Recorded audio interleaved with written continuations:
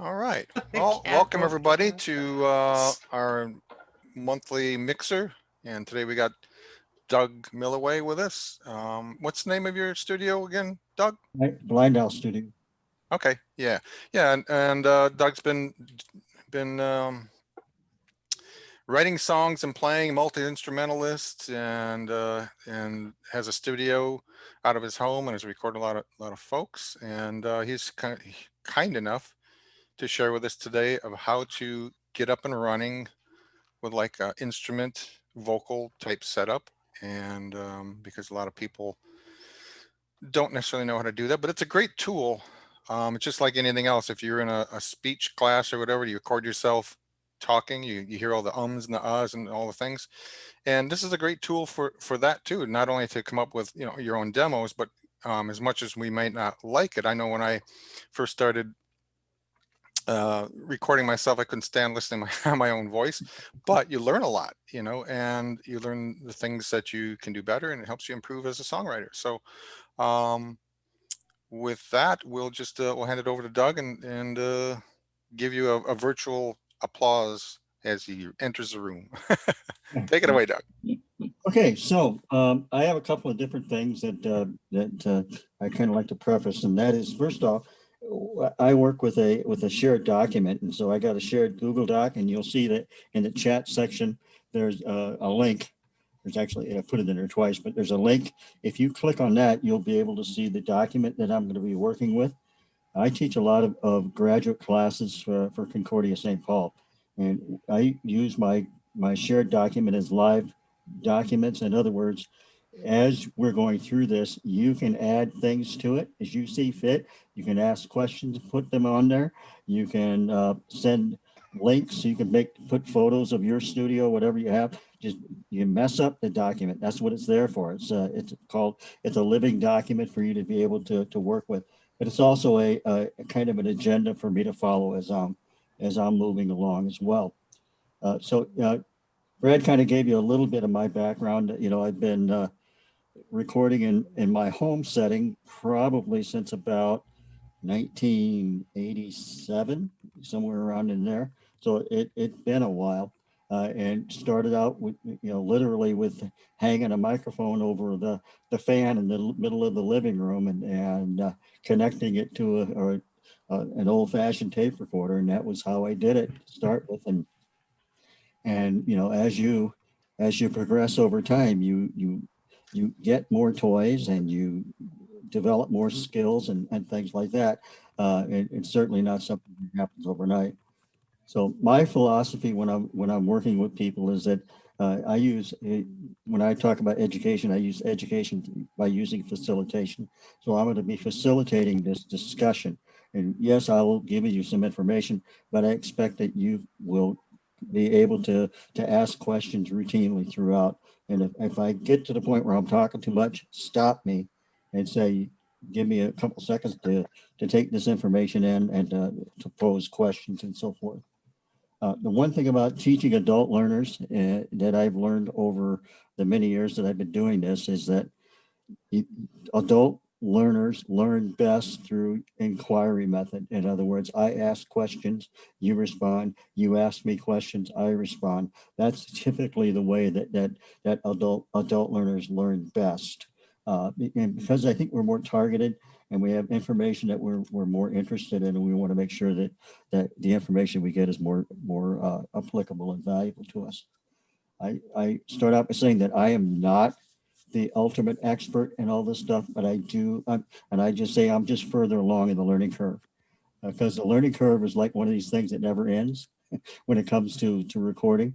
And but I'm just maybe further along than some people, but I don't consider myself to be the ultimate expert. One of my guiding principles is that I like to work towards excellence and not perfection, because in my opinion, that if you're working toward perfection all the time, you're going to run into roadblocks. You're going to be beating your head up against the wall.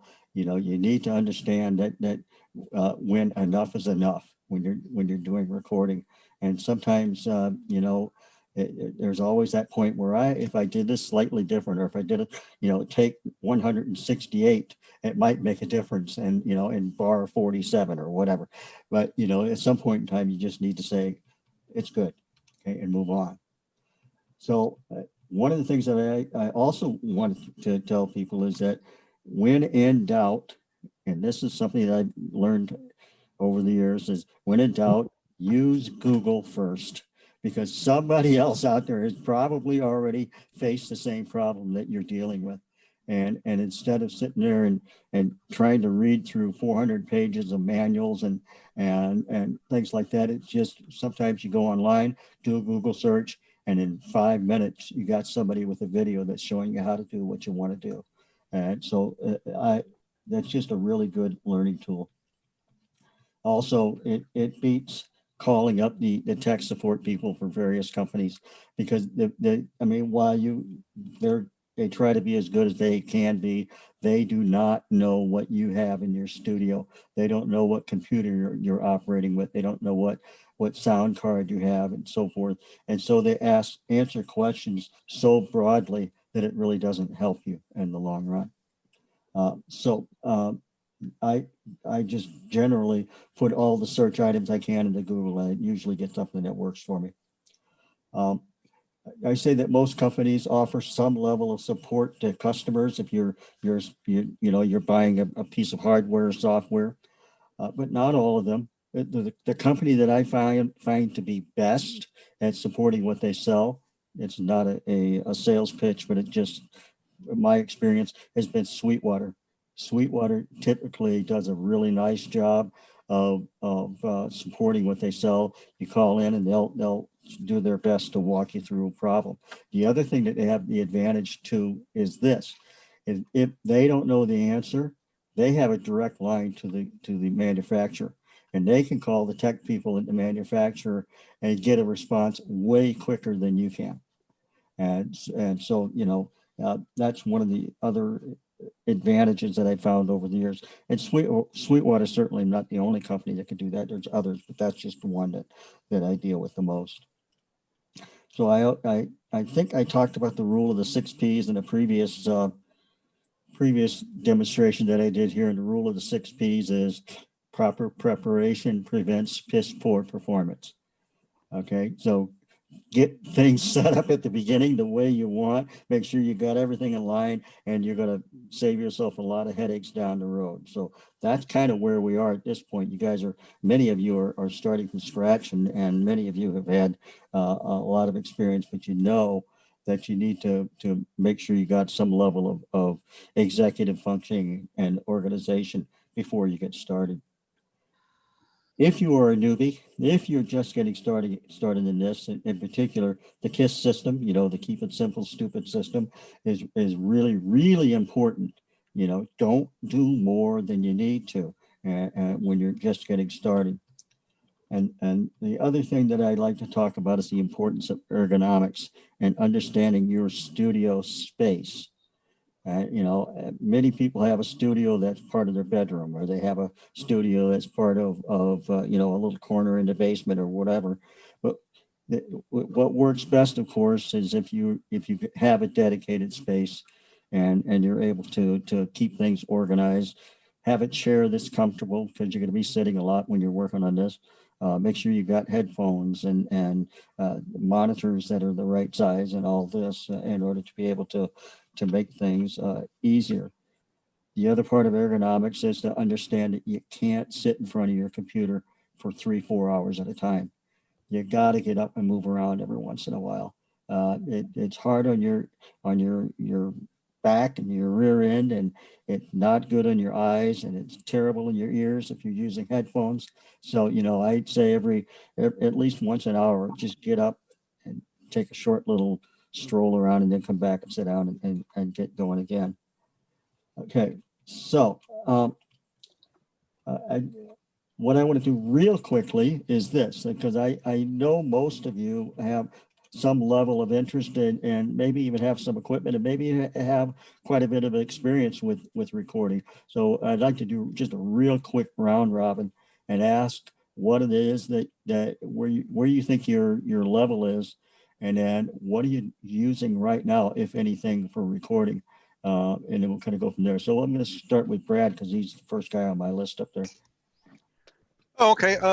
Yeah, I pretty much just do like a sound editor, like SoundForge with a, I have a Audio Technica here, and I've also just used, believe it or not, just a good digital recorder hanging off my mic stand, and then I use it to process through SoundForge, and it's well, that's very low tech deal here, so But it works. it does work. Yeah, yeah, Yep. yeah. Okay. I've gotten Yep. compliments on the stuff that I've done. I want to talk a little bit about that and a little bit too. Yeah. See who's next. Stephen B. Well, I'm down in the south part of Minnesota, and I've got a recording studio down here that I do jingles out of. Mhm. Do radio jingles for iHeart, that kind of stuff. So I'm using Pro Tools, a lot of Shure mics, AKG. That's kind of about it, I guess. So you got it, and I can see behind you, you have a pretty sophisticated setup right there. Yeah. It's a pretty large board. Yeah, well, whatever. I mean, I'm very similar to you. I've been doing this forever. And I mean, you just kind of build as you go and add things. And now with technology, a lot of the stuff that you see back there, I don't even use anymore. It's just gotten to the point where you're just using, so much of the Pro Tools that you don't use a lot of the things that we used to do back in the day. Right, and it's the whole issue. And for those that are not aware, sometimes we'll talk about analog recording versus digital recording, and a lot of the emphasis nowadays on what we call digital audio workstations, or using your computer or maybe even a standalone recorder as a workstation.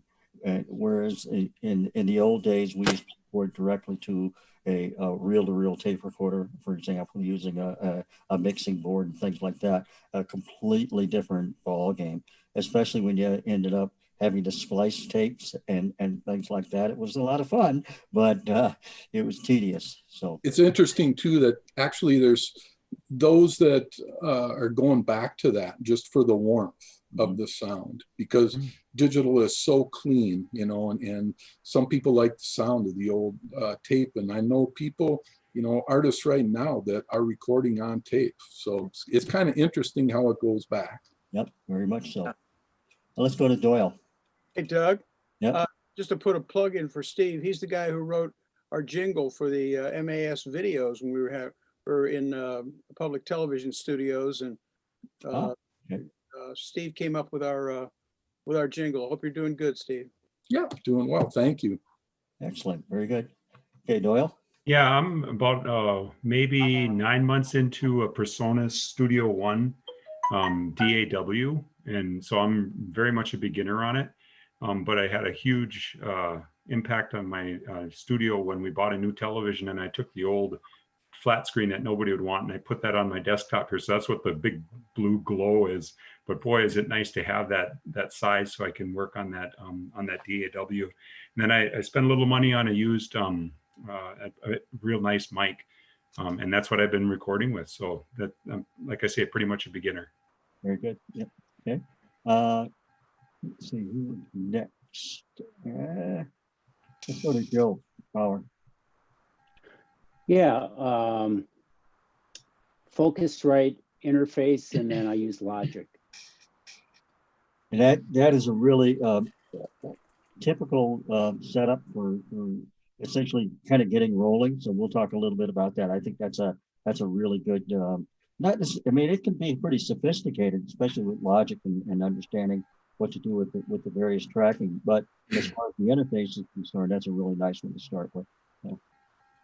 Okay, let's go to Bob. You're muted, Bob. I'm a newbie. I have a Zoom 5 that I use because I've got a little performance group, and I've used it for some recording. And that's, fairly, in field recording, but I want to do some studio recording with that to do some music stuff, but I also am using it to create a podcast. So I'm interested in doing both of those. I have GarageBand on my Mac. Okay. I really like the fact that you brought up the Zoom recording with the kind of a standalone, and the concept of field recording. So he's doing on-site type recording, and when you do that, hauling a bunch of equipment around is not very convenient. But when you have a small Zoom recorder, it can actually produce pretty decent recording if you make sure you watch your levels and things like that. So, good one. Well, I have a with my performance group, I have a mixer, so I can plug the Zoom into the mixer and pick up all the audio and instruments and everything out of the mixer. So that works out pretty well. Very good. Okay, Ann? And you? Yeah, I've had many years of video production, mostly as a writer producer. So I've but I usually have somebody doing all the technical stuff. So just within the last month, I bought a Scarlett 2i2. The guy whose studio I was using decided to get out of the business. So I'm starting with GarageBand. I bought just this weekend, like a couple days ago, bought a Newman TLM 103. Cats are all over the house. So, and I've got Mark's in the living room. an Audio Technica, an old Audio Technica. So that's GarageBand. That's it. All right, very good. I know that, let's go to Chad real quick. Yeah, so I use a Focusrite. I have the 6i6, but I really only use the input. I only use one input. It's for the mic. And I'm running Logic, and then my monitors are Yamaha HS5, and then the mic that I use for vocals is this Sterling ST159. Yeah, it's got a really nice sound to it. Very good. Okay, Greg? Well, I've also got a handheld H6, a Zoom H6, and I do a lot of that when I've got friends over, and that really is kind of fun. We just record one time through, and then we've got a copy of it. So that's been a lot of fun. But when I'm doing multi-tracking, I've got a 24-track Tascam, and so I record on that, and then I dump everything into GarageBand and mix it up. And thanks to a little education from Chad about a year ago, it actually starting to sound like music. so and that's what I've got, and it seems to work pretty well. Yeah, that's a really good way to go. And I do like the fact that you're using that kind of hardware piece of equipment, and then taking those tracks and exporting those and importing them into your DAW on your computer to be able to do the mixing. That's a really nice way to do it. It's a little more complex, but it works. So yeah. Very good. Let's see who else we got. Deb? Yeah, can you hear me?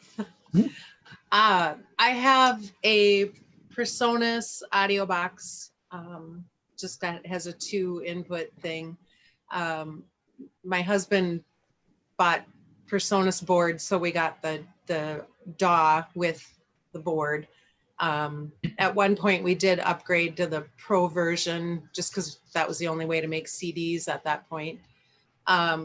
Played with it a little bit, not a whole lot. So I'm kind of lost in there. And it's been a couple of years now since I like 5 or more. So yeah, just wanting to get back into it.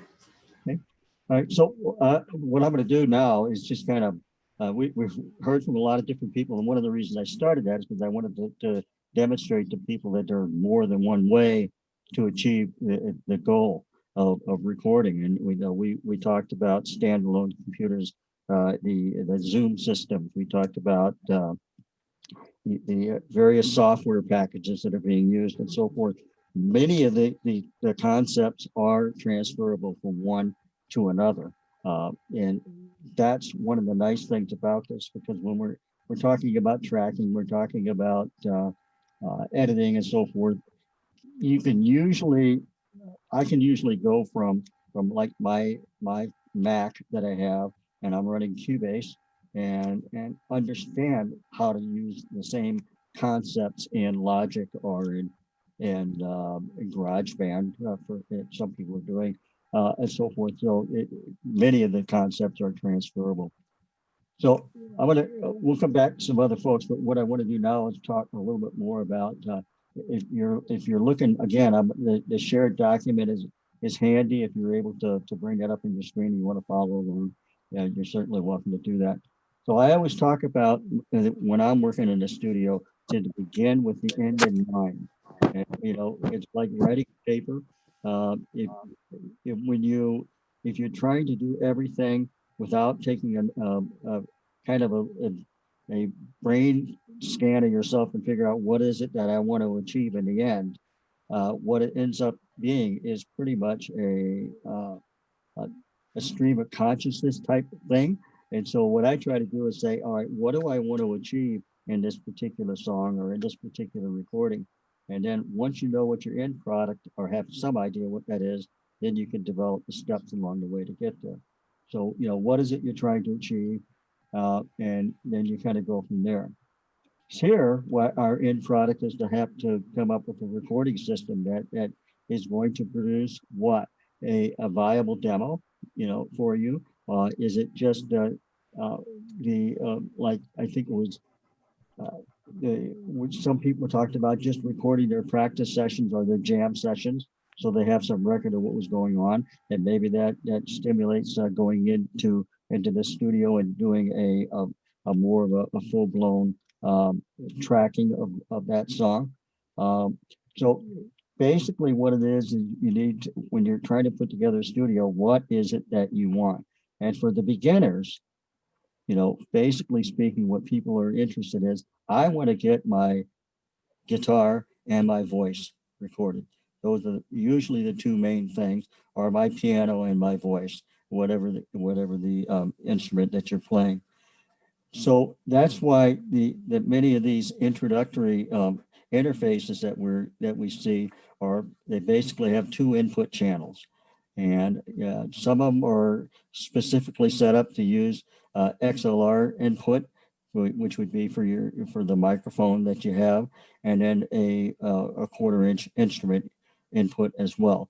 And then I think that once you understand that the purpose of the interface is in order to be able to get the sound from your guitar, from your vocals into the computer, you have to have some way of taking that analog signal and converting it to digital. And then when it gets into the computer and you track it, that's the way that it actually does the recording. So it's taking an analog, converting it to digital. And then when you listen to it, it's actually doing the opposite. It's taking the digital information and converting it back to analog, and you're hearing it through your headphones or through your speakers. So the quality of the ADDA processors in your interface will make a difference on the quality of your end product. But for most individuals who are just doing demo type recordings, something like the Focusrites and so forth, perfectly good for that type of a setup. And I think that's the way that I would encourage individuals who are just getting started. You don't need to spend $1,000 on an interface. An interface can cost you anywhere between $99 to $169, and it's going to be good enough to get what you need done, I think. Please feel free, if you have any comments about any of this stuff, to go ahead and make the comment, or if you have questions, same thing, interrupt. The next question I have on there, of course, is what kind of budget do you have? And I just talked about the interface, but that's only part of the whole concept of what you need to do the recording. Once you have an interface that goes into your computer, you got to be able to record it to something.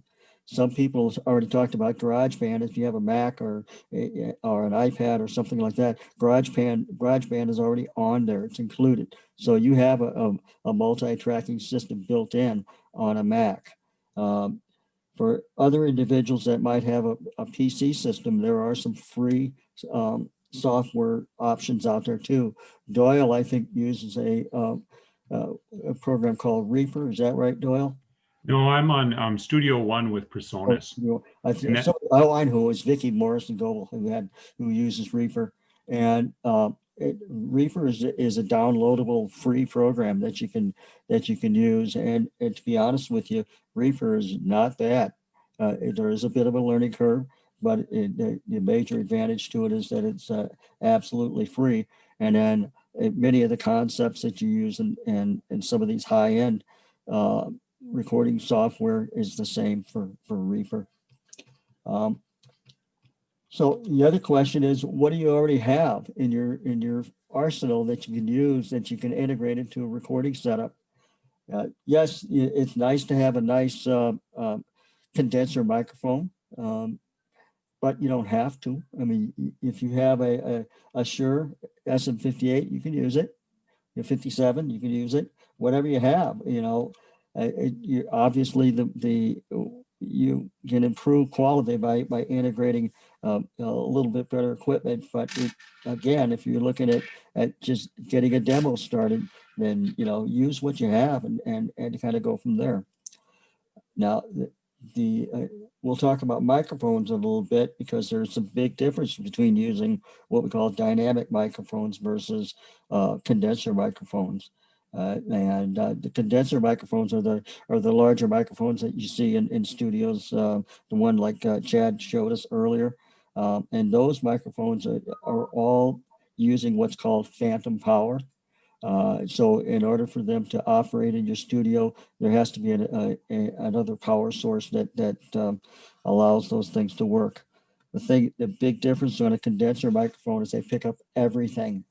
And they're very, very sensitive. And if your neighbor is next door and he's cutting the grass in the summertime, it's liable to end up on your #1 hit demo that you're working on. So they are extremely sensitive, and you just need to be careful with those. But you know, that's the system that studios typically use. My question that I have when people are getting started is, how do you feel about making mistakes? Because guess what? It's going to become part of your life. And the thing is, making mistakes is perfectly fine, because most of the things you do on computer recording are you can undo them, and which is really, you know, handy. Or you can go ahead and you can create a point at which you can do a drop in and just record right over the section that was bad, or whatever the case may be. So don't get frustrated by mistakes, because every mistake you make is a learning opportunity as well. And for me, I always ask the question when people are getting started: are you a list maker? Are you a note taker? For some people, those are very important aspects of how they organize their work. From my perspective, I usually have a pad of paper and a pencils and pen next to my desk. And as I'm working, I try to write down what I'm doing, because sometimes, and Doyle said, recently I did a recording of a vocal track, and he really liked what he said. He said, "Don't lose that setting." He said, "Because that really worked for you." Okay. And I said, "Well, no, I won't lose it, because I write down how I set it up." And so, you know, having that kind of that database of what you've done that works is important. So another question I say is, would you be willing to show me your workspace where you're at right now? Okay. The reason I say that is because some people, their areas are so disorganized that and chaotic that it's very, very, very difficult to make any sense out of what's going on. So I try to say, you know, try to take some time to not only plan what you're going to be doing in recording, but plan your workspace as well. I ask, are you a collaborative worker, or do you prefer to work on your own? That's a big deal, because if you're an individual that just likes to dive in and just make it happen on your own, that's a different learning curve than if you have a partner sitting next to you, or somebody that you can call on a regular basis and say, you know, what am I doing here? How can I make this better?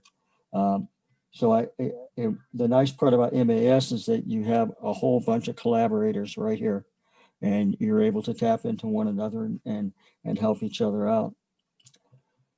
Also, you need to be aware of what your learning style is. Are you kinesthetic? Do you learn best by doing things? Are you a verbal person? Do you learn best by listening to people talk or by watching videos? So once you're aware of what your kinesthetic style or what your learning style is, you can use that to your advantage.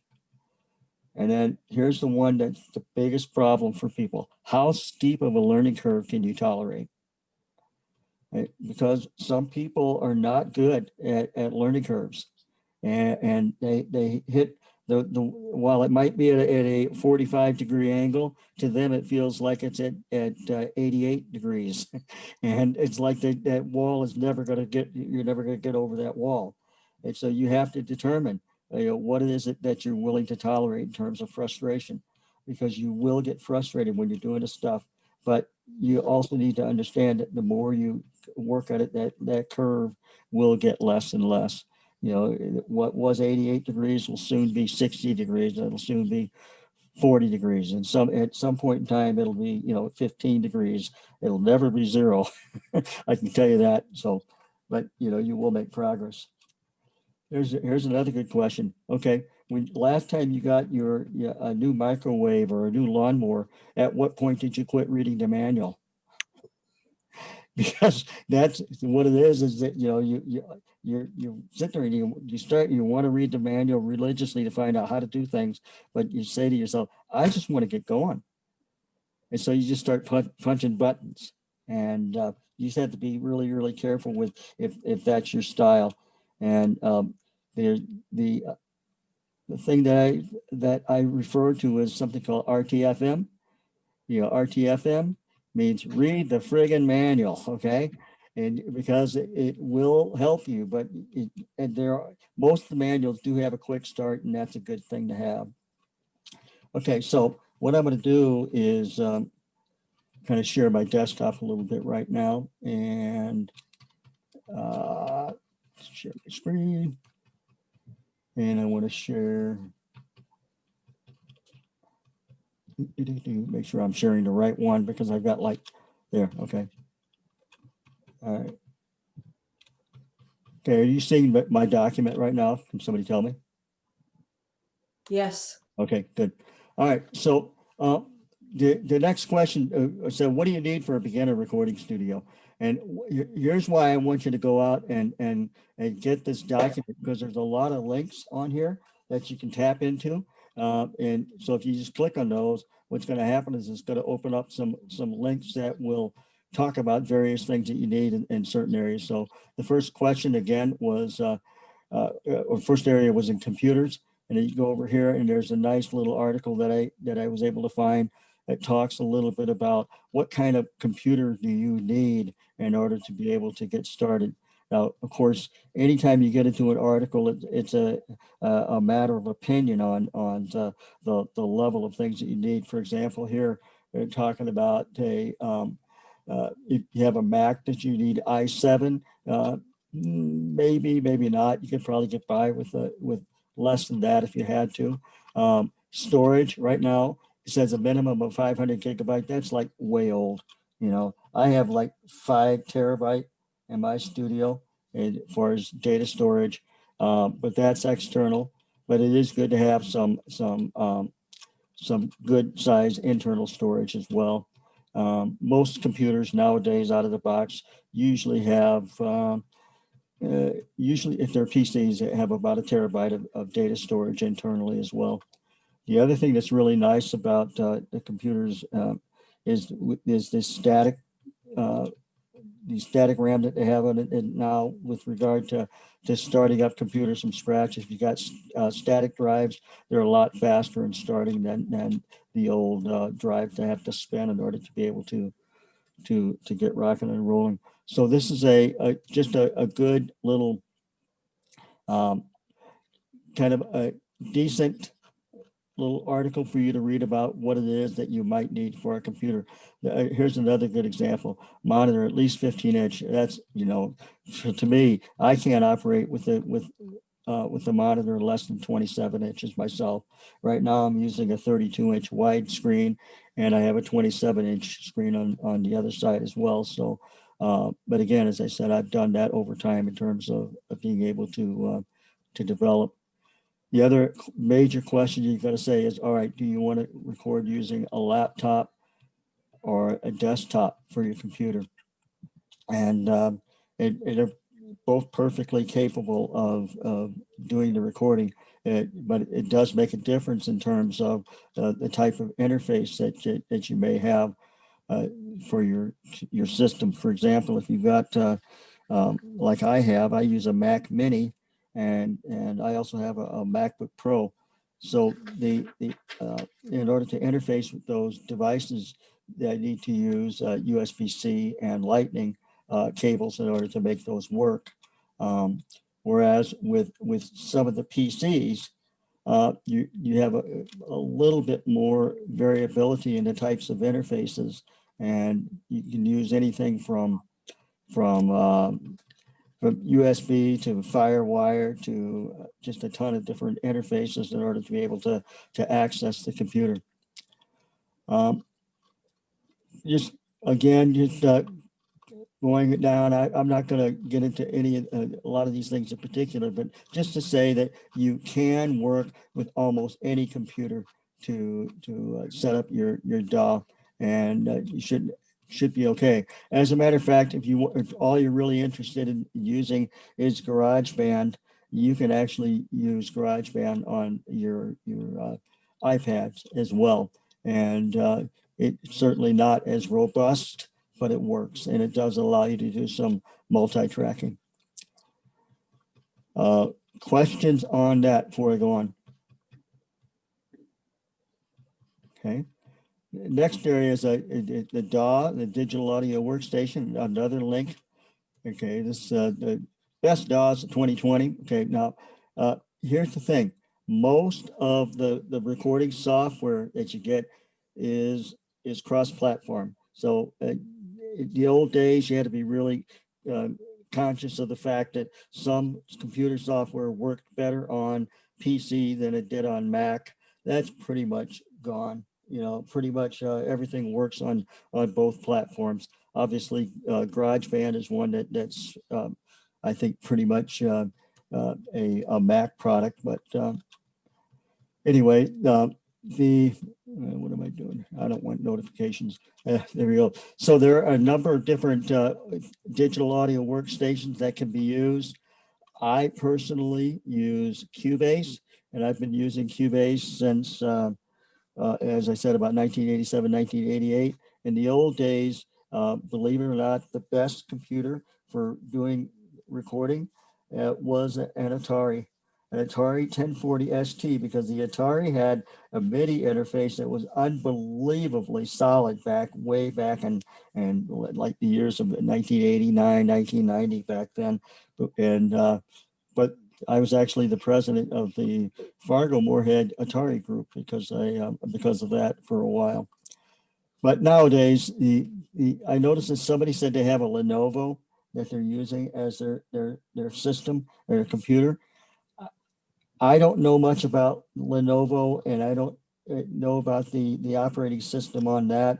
But typically speaking, at least all of the PC and Mac things are pretty easily adaptable. The one big thing that you need to make sure of is when you're looking at your computer and the software is to make sure that it is compatible with the different upgrades in the operating systems. Like right now, Mac is upgrading the operating system, and you have to be very, very careful of making sure that that your software and your hardware all work with any operating systems before you upgrade.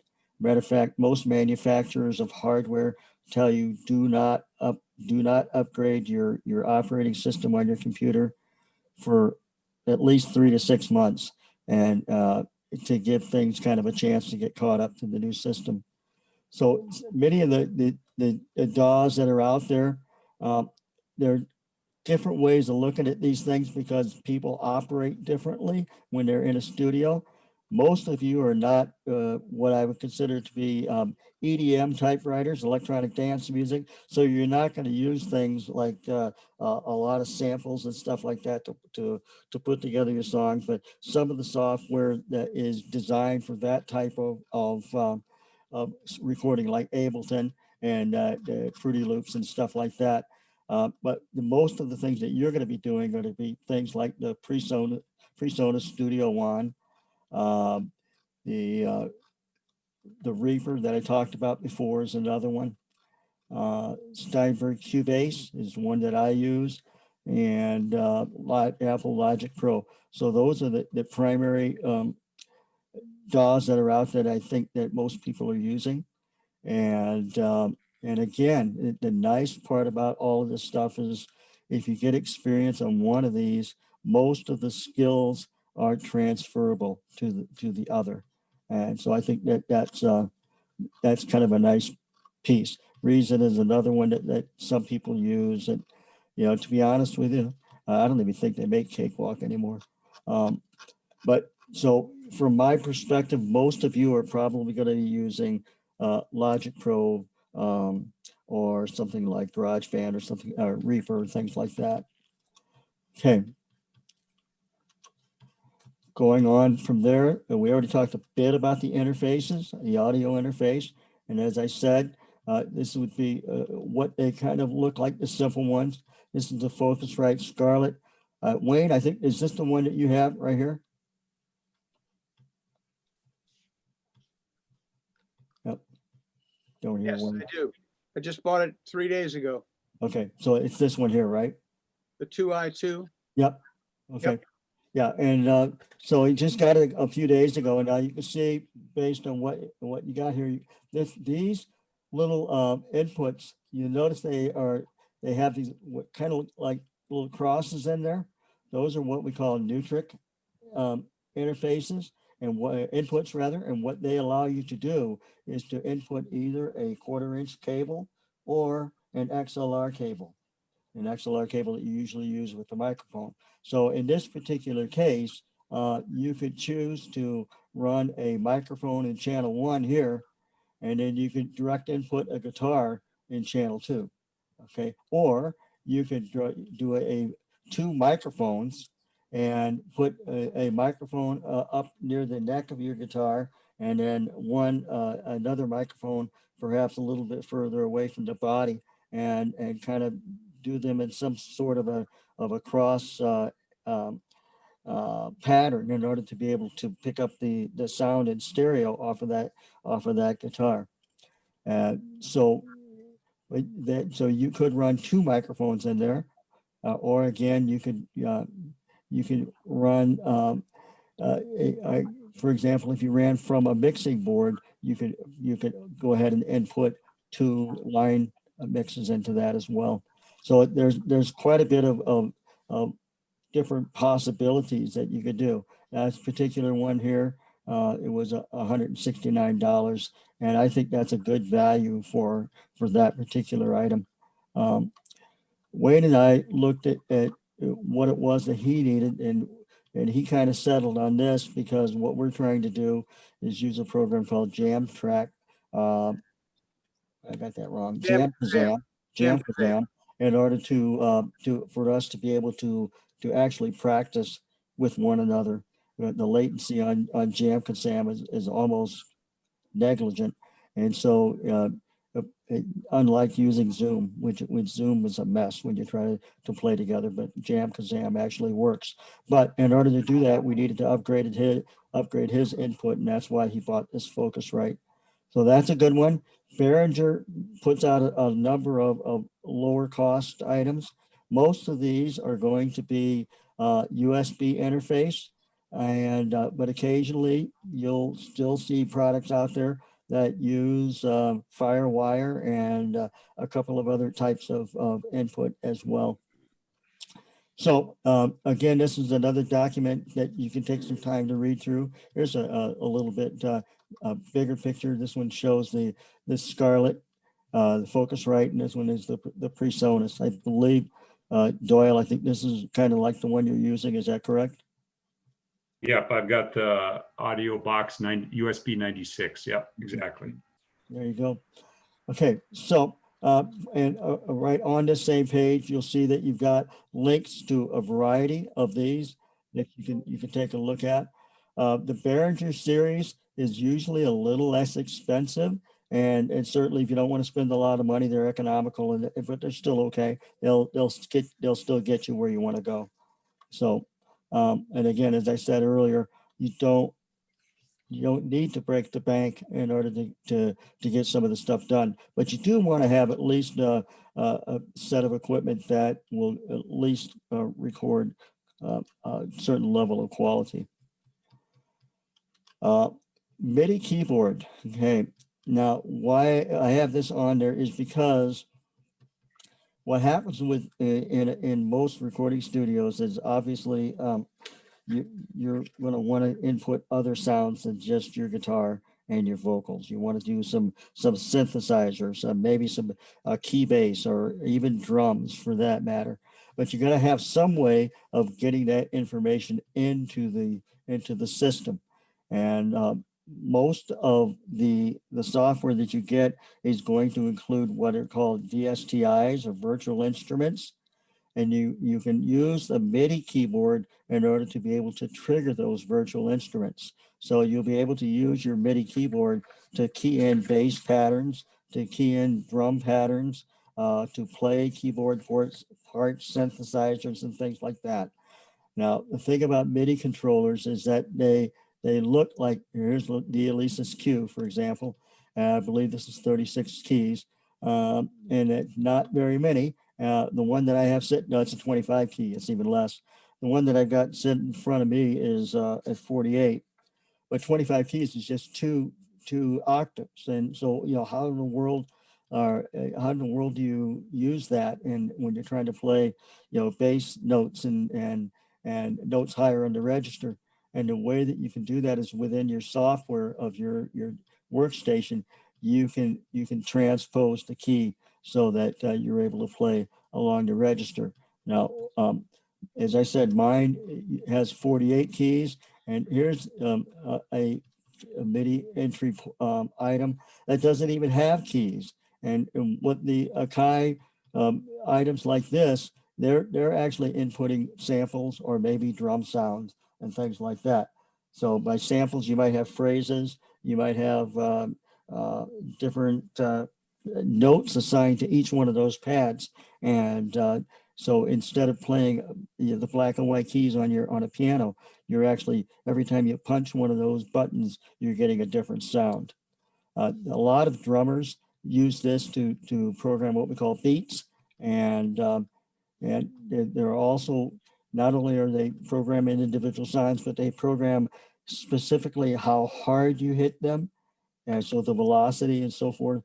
And you can generally get some pretty realistic sounds, but it does take work.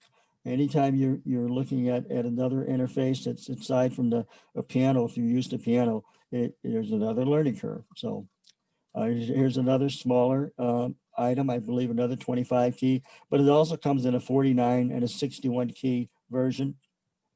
61 is probably 48 and 61 are more usable in most studios.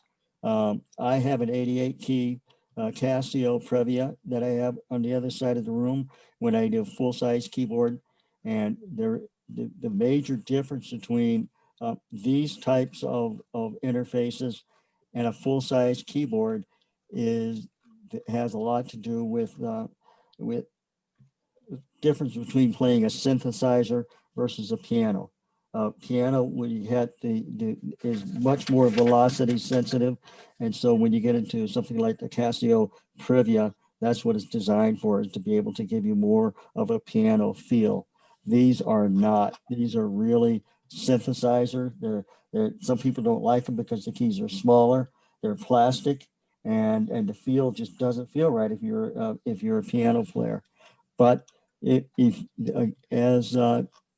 you just need to do programming, a small 48, even a 25 key interface MIDI keyboard will do the trick for you.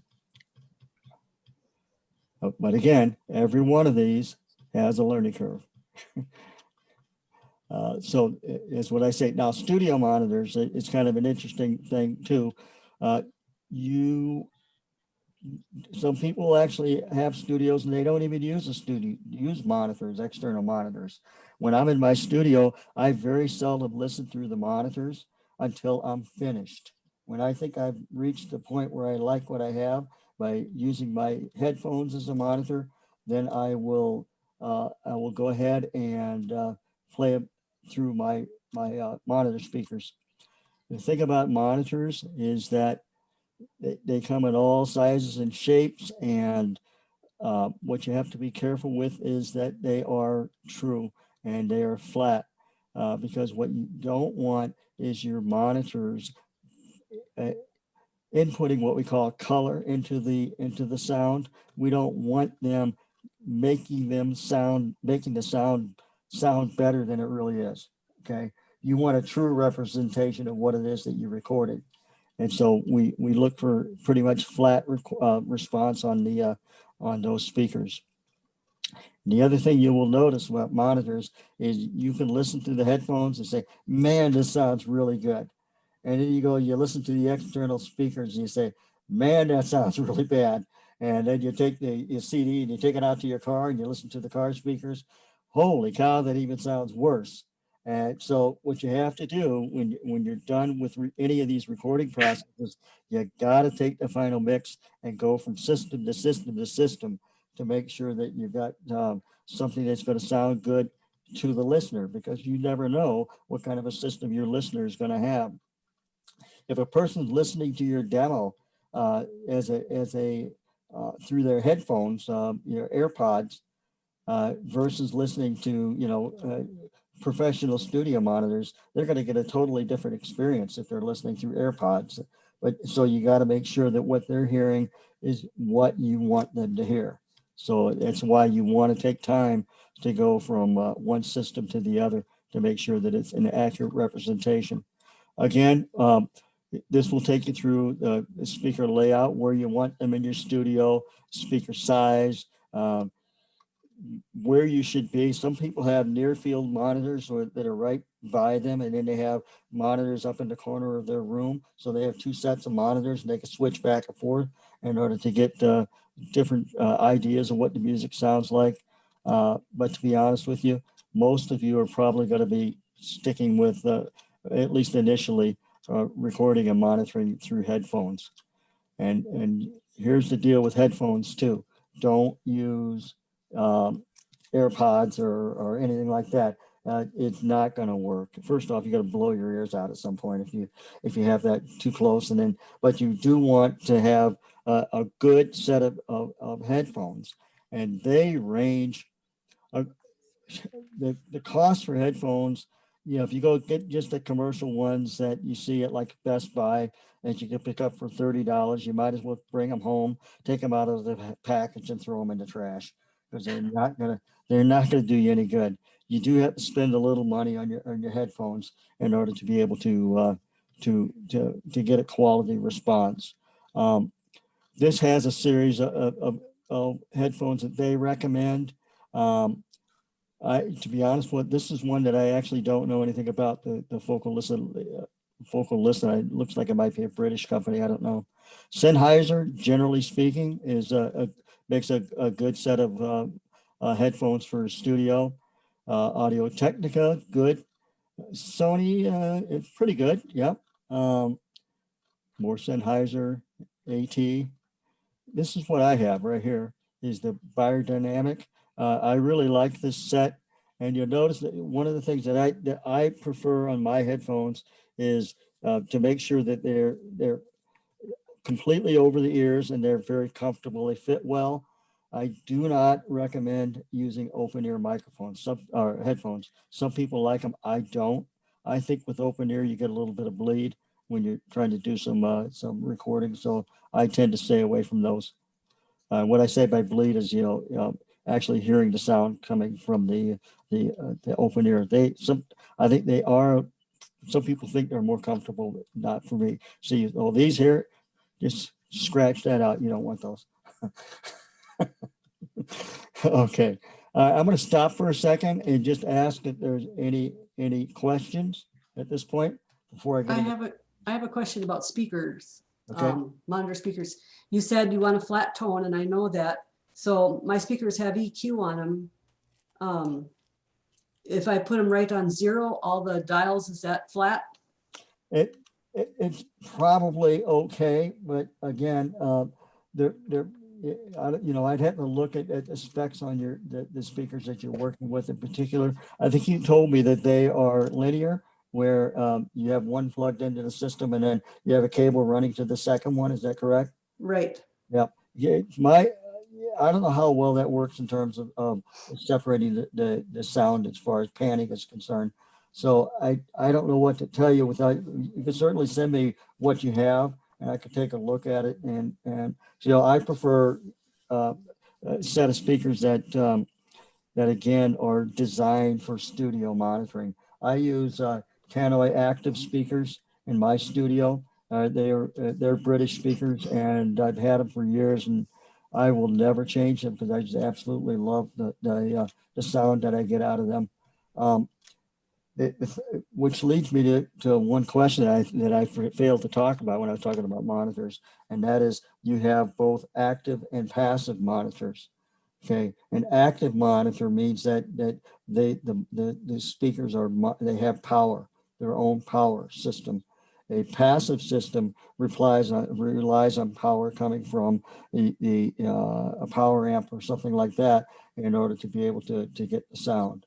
The active monitors are the ones that I would recommend if you're looking at getting monitors. You can get monitors again, probably in the range of a couple $100 for to get started in them. But you can also spend a lot of money on monitors, just like anything else. You can buy a Kia or you can buy a Porsche. Just really depends on what you want. Okay, so let's talk about microphones a little bit. And on this one, this said the 7 best microphones for recording vocals under $700. Well, that sounds like a lot of money, but you can spend a ton of money on microphones. You go down here to the Shure SM58 that most of you have probably used at one point or another. It's $100 and it will work. And there's nothing wrong with using an SM58. The tone that you're going to get from it is different than you're going to get from a high-end condenser, but it'll work. And to be honest with you, as I said earlier, the nice part about it is you may already own it. And if you already own it and you're okay with that, then go ahead. And the other nice thing about 58s is they're almost indestructible. I mean, those things, every 58 on the planet's been bounced around more stages and things over time, and they still work. So it's a good microphone, but this is considered to be a dynamic mic, okay? And it does not require the phantom power that I talked about previously. The phantom power is going to be necessary when you get into the condenser mics. Notice over here that we have mic types. Condenser is the one that that most recording studios will use. They're a lot more sensitive and they have a lot more what we call patterns on them in terms of being able to pick up sound. Some of them have patterns that you use where all the sound is coming from the front of the mic. Some have patterns where it catches sound all around the mic in omni mode. Some have patterns where it'll take it from the sides. Many mics they pick up sound from the front, and that's why if you're playing live and you have your vocal monitor down in front of you, and the pattern is right on the mic that you're using, it does not feed back if you're in the right position, even though the sound might be coming right at you. It's because of the pattern that's on that microphone. So in the studio, you're going to have different options in terms of how you want to record. If you're just recording one person, one instrument, then obviously you want the pattern that's going to be recording more directly. But if you're doing a band like an Americana band that has a banjo player, fiddle player, a guitar player, and something else, and they're just around the microphone, and they just take turns walking up to the mic to record their piece, then that's when you're going to want something that has a little bit different pattern in terms of the recording. I'm trying to think of the band that does a lot of that Americana band from down south of the cities. I can't remember what they're called now, but anyway. So the dynamic mics we talked about, those are the ones you're usually used to using on stage. Ribbon mics. Ribbon mics come in handy if you have something that has a really loud and explosive kind of initial sound, like trumpets, saxophones, something that's got that real blast. And ribbon mics are often used to record horns. USB mics are convenient because you can take an audio signal from the USB mic and go directly into the computer. You don't even need the interface if you're using a USB mic, especially if you're going to use GarageBand. The disadvantage to USB mics, of course, is that from my perspective, is that they are a little bit more limited in use. I have one right here that I use. Oh, you can't see it because I'm not showing myself, but I use an AKG USB mic when I'm doing my classes, and just because it's a different tone and it's a little more pleasant for my students to listen to. There are tons of other kinds of mics, stereo mics, shotgun mics, small condenser mics, and drum mics. It just really depends. If you're recording drums, you might have as many as 8 or 9 different microphones set up to your system in order to be able to record effectively. The other thing is, it's listed here as mics by purpose, and then you got vocal mics, acoustic guitar, which a lot of you will be interested in, mics for electric guitar. Sennheiser does a really nice mic for recording electric guitar. They have a flat face in front of them so that you can actually run those and lay those over the front of the mic of your cabinet on your amplifier, and it does a nice job of picking that up. Mics for drums and mics for bass kick and so forth, on camera mics and things. So a ton of different kinds of mics that you have available. The Rode is you could spend a lot of money on various mics. This is a condenser made by Shure, the same company that made the 58 up here.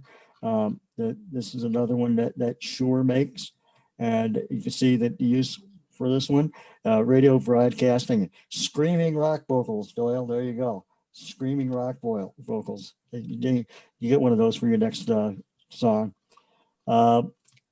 Sennheiser, Rode again, SE Electronics, Neumann, German company, can get really expensive, several $1,000s.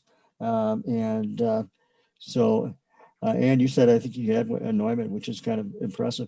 And then for me, I use an AKG C414 mic, and I've been, like Vicky said in her email to when she was asking questions, I typically use one mic, and that one I have about 10, but I like this one, and I've been able to use it successfully for recording guitar, vocals, and pretty much anything.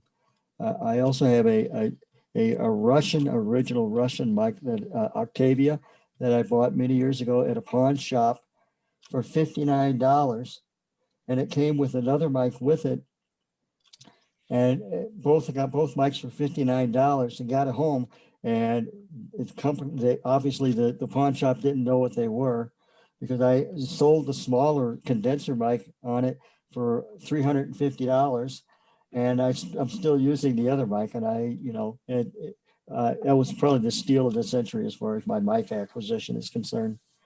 So, all right, that's that, microphones. And then, of course, you got to have this creativity and conviction.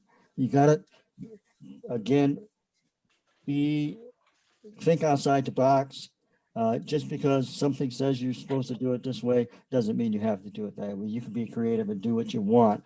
And of course, the bottom line is the song, right? And you write a good song and you get it recorded. It doesn't matter what you recorded on, as long as it sounds decent and you're able to get it listened to by the right person, you may have some success. We talked about standalone recorders earlier when we talked about the Zoom recorders. And these are recorders that do not even require a computer, okay? So they have the system all built in. So you've got a system like here, the MPC 2000 or 5000 there it says, I believe. And then, so essentially you're just recording into these and they have the built-in workstation. And some of these actually have a CD writer on it so that you can actually write your finished product directly to CD when you're finished. Analog tape recording, we mentioned earlier, and that's the old days with big old Ataris and Otari, not Atari, but Otari recording and big honkers as far as the tape recorders are concerned. I think it's even getting harder and harder nowadays to even find the media for those things. They talk about non-traditional software. It could be anywhere, kind of what I was talking about with Reason or Fruity Loops or GarageBand and these things, although GarageBand is more traditional than Fruity Loops and Reason. And then let's see if there's another mobile recorders. I believe that we talked about this. This is a Zoom mobile recorder, very simple little device, but amazing quality for what they are. And they actually do a really nice job if you just want to do a little guitar vocal demo, and you're not worrying about going back and tracking, and you're not worrying about making sure that your tempo is 100% perfect. All right, so that's a whole bunch of stuff there. But what I want to talk about now when you're recording is some of the things that I like to do when I start a recording. The very first thing I do is I think about, all right, so what is the tempo? What am I comfortable with as far as the tempo is concerned? So I'm going to try, and I don't know if I could do this. If I pull up my, let me stop the share for a second.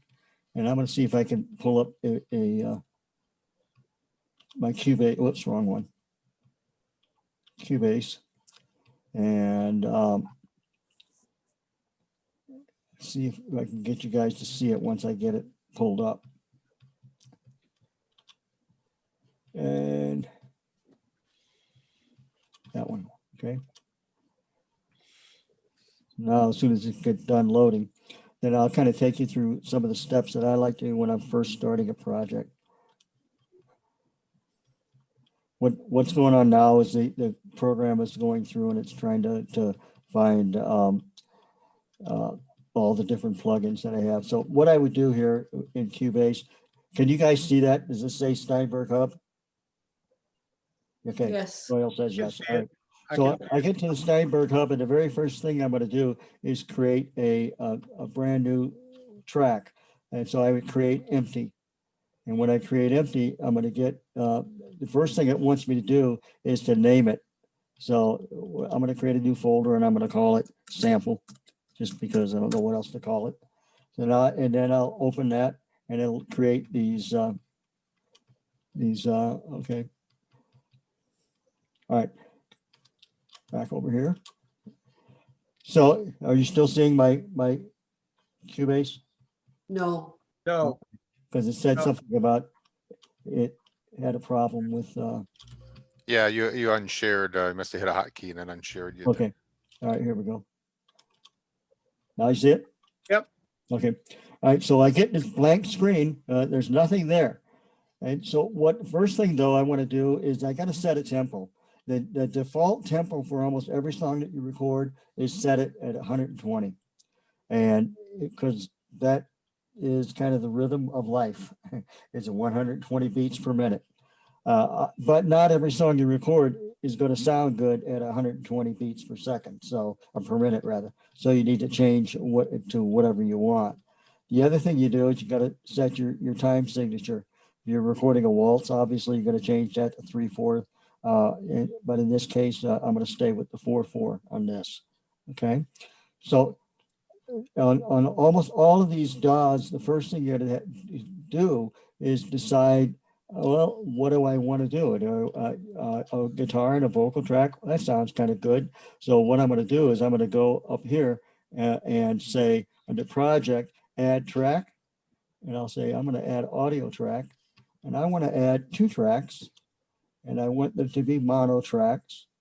And so I will call that first track vocal and add it.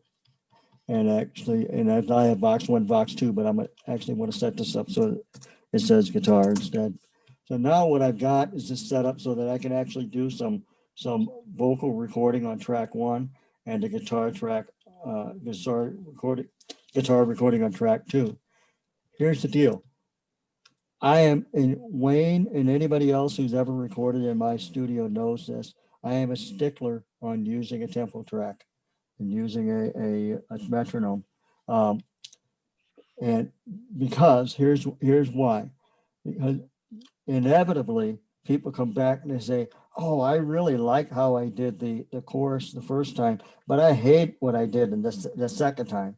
Okay, so is there some way we can do that? And I said, well, we could have had we used a tempo track because I could just cut and paste that section and put it in the second section.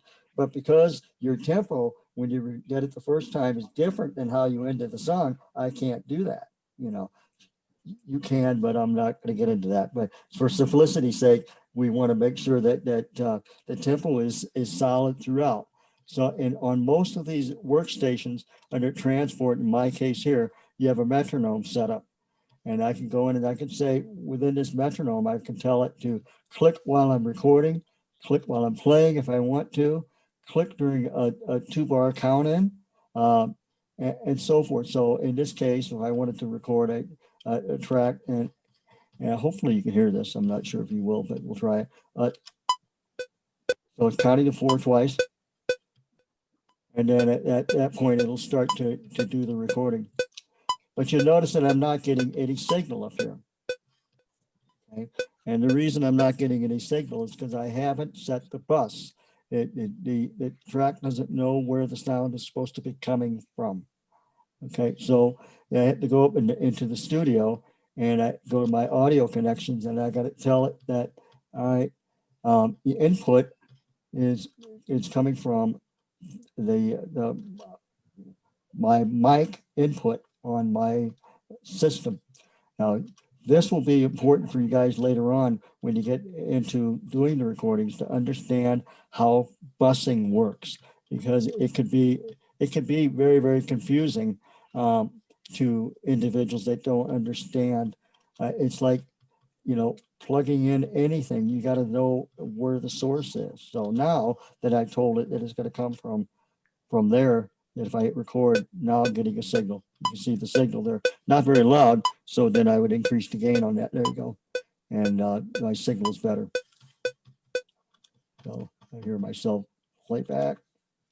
If I hit record, now I'm getting a signal. You can see the signal there, not very loud. So then I would increase the gain on that. There you go. Okay, so understand that when you create the tracks, you have to make sure that the track is recording from the source that you want it to. And this is going to be true on any DAW that you work with, whether it's Cubase, Logic Pro, or GarageBand. It doesn't matter. You've got to tell the system where the sound is coming from. Okay, and there are many different ways to do that based on your software. So yeah, you just need to spend a little time and try to take some time to understand what the bus is, what the busing system is in your system.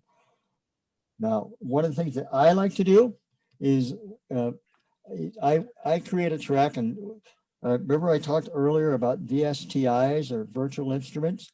I have a number of virtual instruments on my computer. So one of the things I want to do is I want to add an instrument track. I click on this and I'm going to get a number of different virtual instruments that I could put on my program. And one of the ones I use a lot is something called Superior Drummer. So if I take Superior Drummer and I add that as a track, okay, what this shows up, and you can see it's a set of drums. I can pick the drum set that I want. In this case, I'll use Music City drum set. And so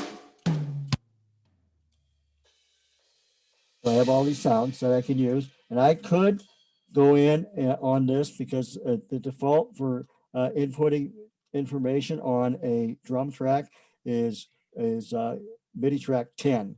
And right now it says all MIDI inputs, but that's if I wanted to input using my controller, which is a JDXI, I'd have to change this to MIDI track 10 because that's the default for drums. I'm using my keyboard to input those sounds. Way too much work for me, okay? I'm not that patient. So the nice thing about some of these virtual instruments is that they have what are called grooves. And you can go in and say, all right, I want to do a country groove, and I want to do a country groove that's an up tempo and let's say 138 beats per minute. And I select that variation, and I'm going to drag it right over here and drop it in. And say, so it was 138. Now you don't have to use 138, but in order for it to sound best, I'm going to go down to the bottom here and change my tempo to 138. Go back to the beginning. And I'll take this and I'll duplicate it so we have a little bit, and then I'll play that back, and you can see then it's fairly realistic.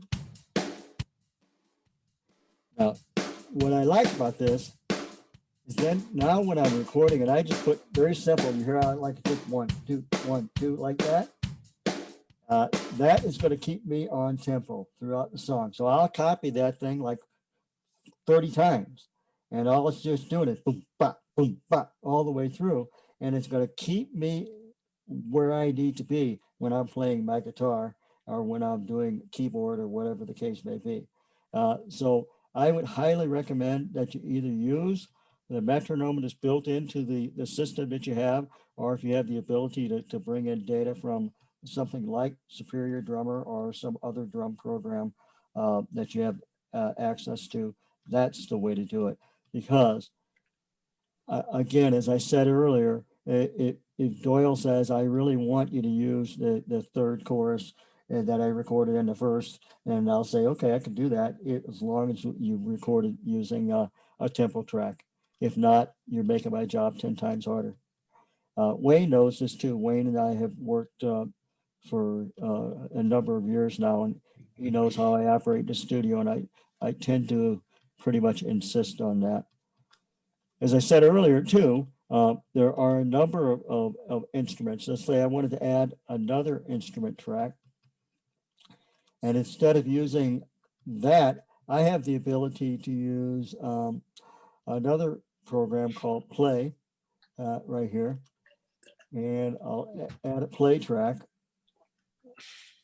And Play takes a little bit of time to load up because it's a fairly sophisticated and heavy duty program, but it's also very good. Is there like an option for like a jazz? Yes. With, pardon me, with what do you call it? With it's got a bunch of wire pieces out. It's not a single. Can't remember. You mean in terms of the drum pattern? Yeah. Yeah, you can. I can go back in. I'll show you. Let me go back. Yeah. And I can show you that real quickly. For example, you want jazz, so let's go to. There's the jazz. Here's the jazz one right here, and brushes. We use the brushes and Brushes. Yeah, that's 104 cymbal variation. I'll drag that in. Let me get rid of this. And I'll drag that one in.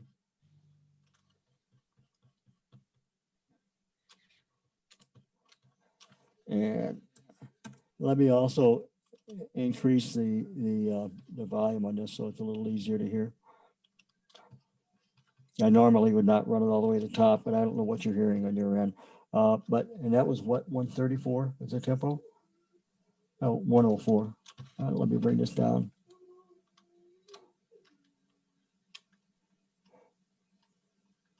I could just type that in, but I'm too lazy. But the option for that is a function of this particular software, like GarageBand might not have that, something like It depends. Yeah, actually it does. It does have the ability to input some different drum patterns. Yeah, it does. GarageBand for a free program is actually not too bad.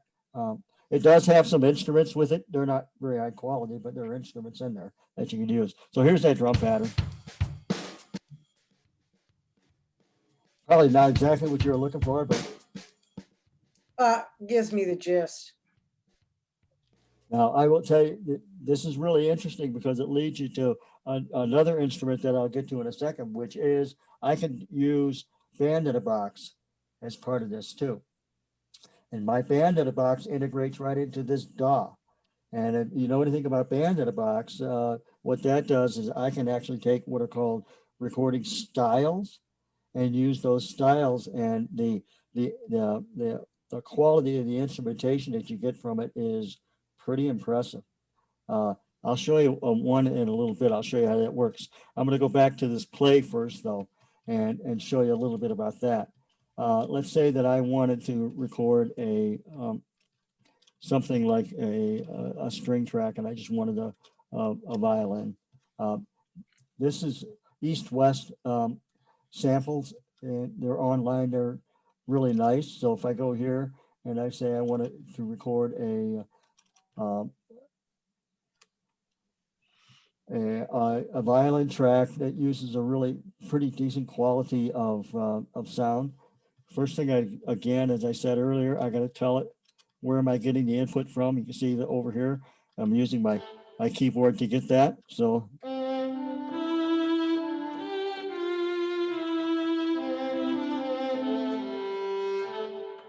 okay, so again, the nice thing about the instrumentation is it's not bad, but what you have to learn to do is to play with the type of attack that a person playing that instrument would normally use.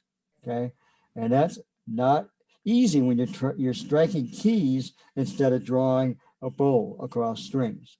So it just takes a little timing and a little time to figure that out, but you can do it. A lot of it has to do with if you want to use legato and so forth. There's lots of ways to work on different techniques. And again, it goes back to that thing I was talking about earlier with regard to learning curve. And once you're comfortable with the learning curve and you're willing to try something new, then that's kind of what it's all about. I mentioned the using Band in a Box. So I go to an instrument track here and I pull in Band in a Box as the DAW or as a VSTI. Oh, okay. I don't think I can do that right now because I don't have Band in a Box connected to my computer at the moment. Let's see. I don't know if it's going to find it when I do this, but we'll try it anyway.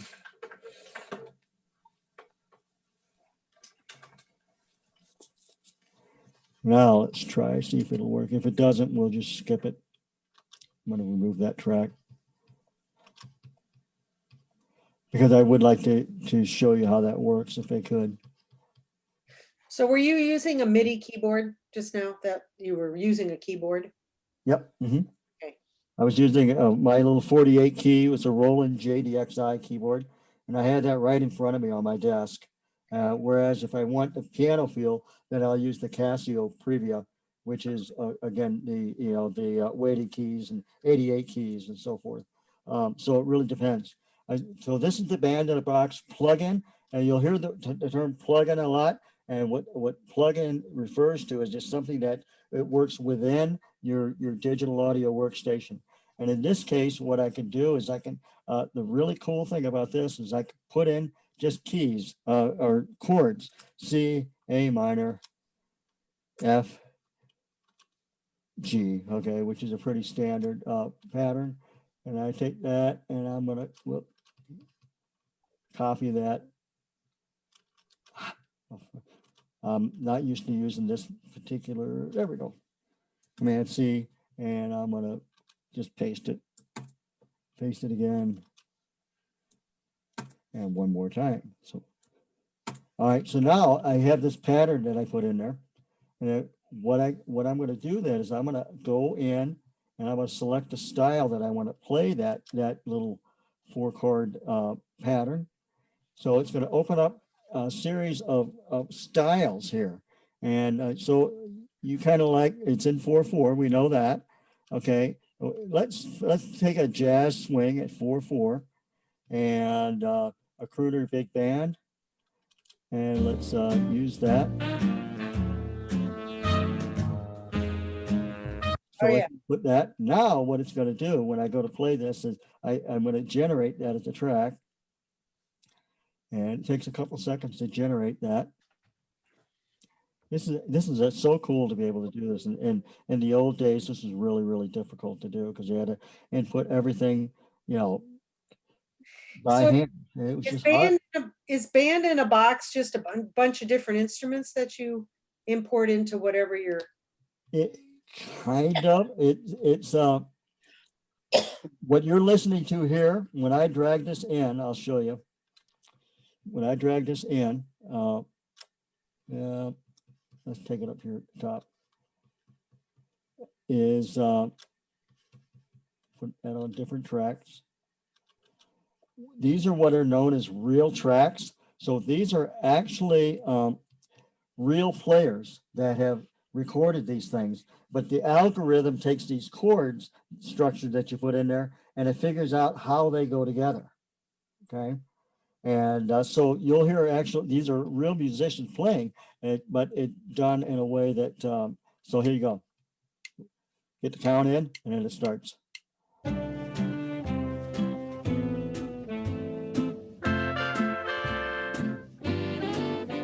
Oh, I'm liking it. Yeah.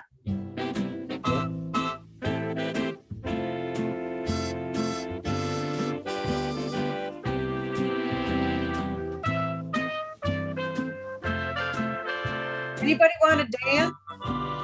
Say again. Anybody want to dance? There you go. Yeah. And see, now let's see what you got. All right. When you're looking at this, what do you have? All right. I'm going to get rid of some tracks here so that we can actually see these all together.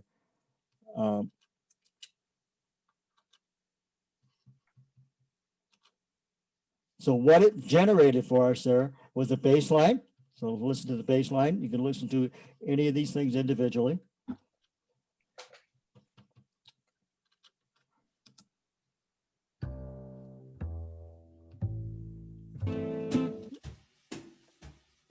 So you got drums, a little guitar, and you got the horns. So the whole idea then, and if you stop and think about what did it take to get all this stuff to work like that, it's pretty amazing, you know. So you say, all right, that was kind of cool. That was really kind of interesting to see all that happen. The nice thing about this is, I'm going to go back to that track, to the band in a box, if I can get there. And let's see. It's over here. There we go.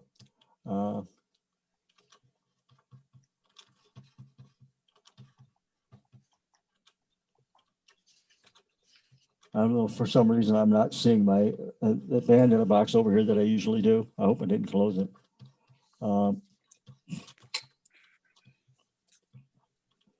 But anyway, what I can do with this is I can take that same 4-chord pattern that I developed there, and I can use that and apply a completely different sound to it. Take it from jazz that we just did, and I can do it like Vicki does, where she likes some of the 50s and 60s and 70s stuff, and use that pattern instead. And it really does make a difference in terms of your creativity and your writing style, because you can say, oh, I like that pattern, but it just doesn't quite work as a jazz type thing, but it might work as a as perhaps a Dixieland thing or whatever. And this has so many different styles on it that it's just incredible. I don't know why it's not showing me the track that I want.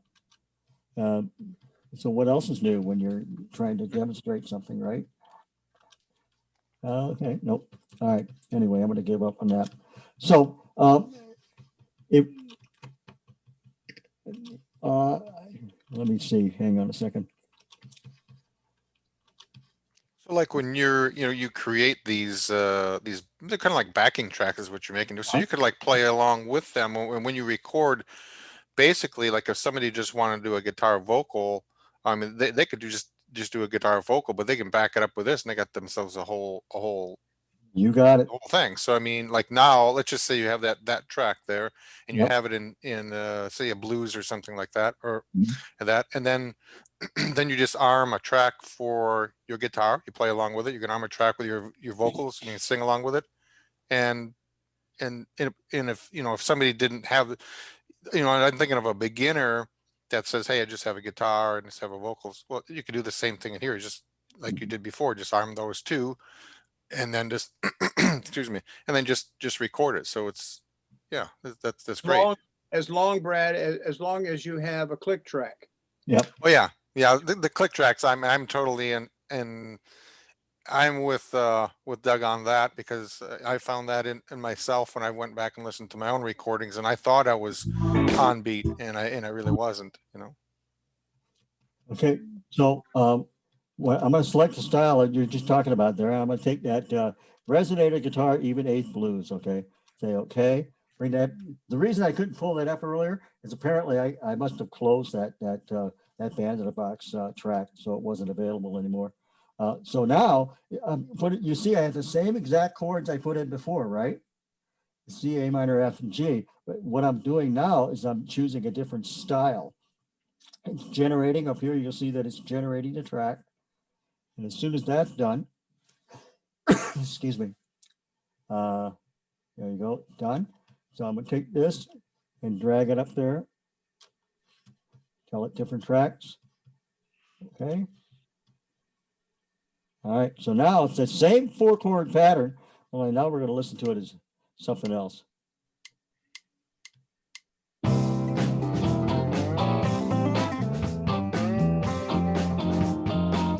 Oh.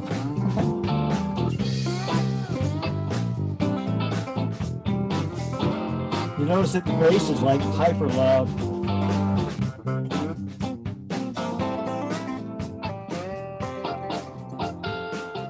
See, I'd say, oh, that doesn't cut it for me. I hate that. That doesn't sound good at all. So then what I would do is I get rid of this and say, I want to hear it in a different style. But you can preview any of these in Band in a Box by just clicking on this.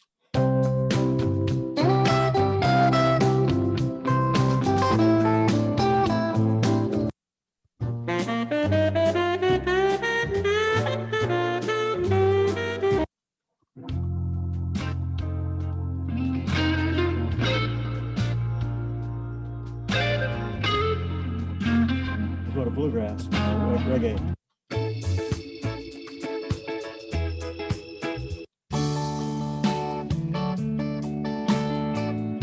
Okay, so I don't want to spend forever on that, but I think it's really nice for people to be able to see that there are tools out there that can expand your horizons incredibly.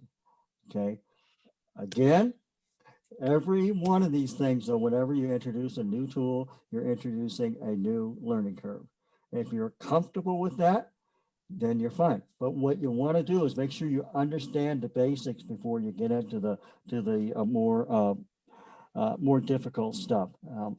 But I will tell you this: if you guys ever wanted to delve into this stuff, just let me know. I'm more than happy to help people get started on something. That's kind of what I do. So what if you want like say you want tin whistle, or you want a Celtic harp, or you want a flugelhorn? Yep. Can you buy specific instruments that are maybe outside the Actually, that's a really good question, but most, even GarageBand is going to have some instruments in there, and they have what's called general MIDI. And so let me create a MIDI track for you. And let's see. Nope, let me do an instrument track. And I'm going to go back and use play again. And I'll go to the general MIDI and I'll show you what's available there. That's a really good question. And I'll just show you how that works. Again, play takes a little longer because it's a pretty sophisticated program. It's really tapping into some pretty high level samples.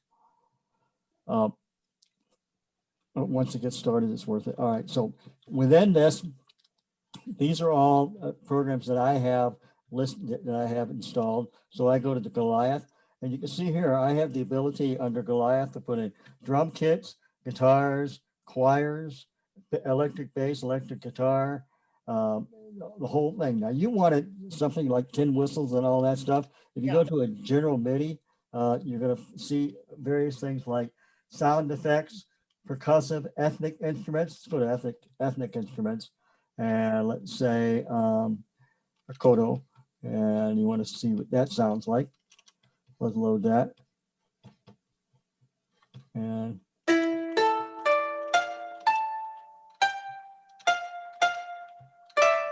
okay, or a bagpipe. Oh, everybody needs a bagpipe, right? I do. Yeah. And this is again,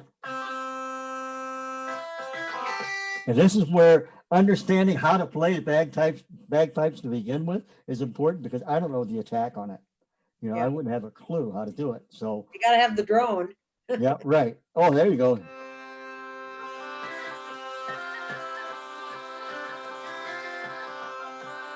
How's that? Closer. Well, that's very good. That was a good pickup. And then, so again, within the general MIDI, you have just a ton of different things you can do as well. Hype. I think that is going to be, there's a recorder and a flute and a piccolo.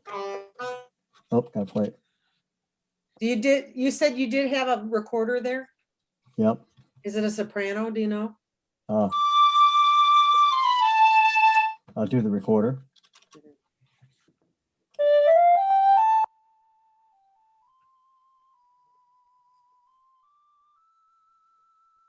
Notice how it has the vibrato built in and so forth. Right. With the MIDI keyboard, you have a couple of wheels on the side, and you can affect the vibrato. You can make it faster, slower. You can change the pitch slightly, like you would for a real player, because guess what? Real players are not perfect. Yeah. And so sometimes throwing in something like that is actually not a bad deal. So pan flute, if you like pan flutes. Okay. You have a harp? Probably under strings of some sort. Let's see. If it was under here or not. Nope, not There's here. strings. Yeah, I don't know. There probably is, but I'm not sure. Yeah, where. that's okay. I don't want to take everybody's time. Okay, but anyway, so that's the other Right here. another piece that you can get into. You know, looking at all the various instruments. I'll show you you remember earlier when I was talking about samples and how you use some of those controllers to do samples. All right, here's a good example on what that involves. Let's do phrases here, and we have phrases, and we'll just pick one.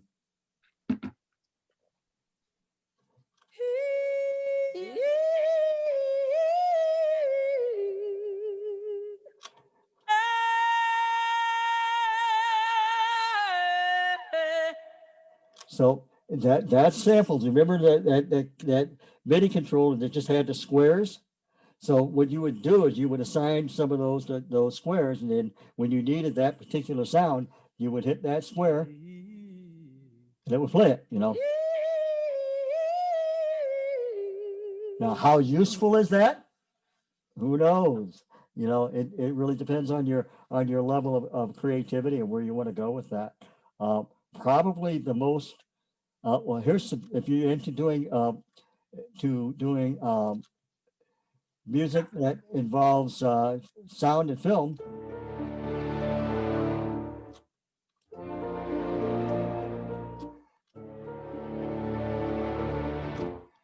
You got all kinds of things you can get into with that.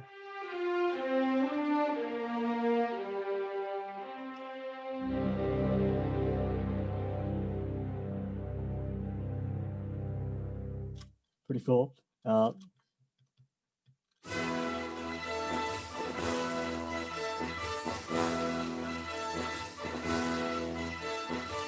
Okay, so those are all samples, and those are all to be done inputting from the keyboard. I'm using my keyboard to input that.